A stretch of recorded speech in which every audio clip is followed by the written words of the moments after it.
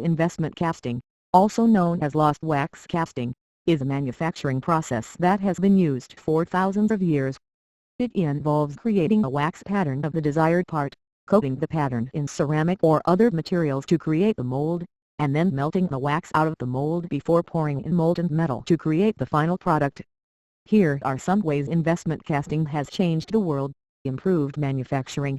Investment casting has revolutionized the manufacturing industry, allowing for the creation of complex parts with high precision and accuracy.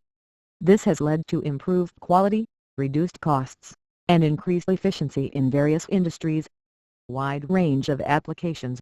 Investment casting can be used to create parts for a wide range of applications, from aerospace and automotive industries to medical and jewelry industries. Reduced waste. Investment casting is a relatively low waste process, with the ability to reuse or recycle the ceramic mold material. To improve investment casting, several advancements have been made. For example, improved materials. The use of new and improved mold materials, such as 3D printed ceramics, can improve the quality and precision of investment casting. Automation. Advancements in automation technology can improve the efficiency and consistency of investment casting, reducing the risk of errors and improving the quality of the final product. Sustainability.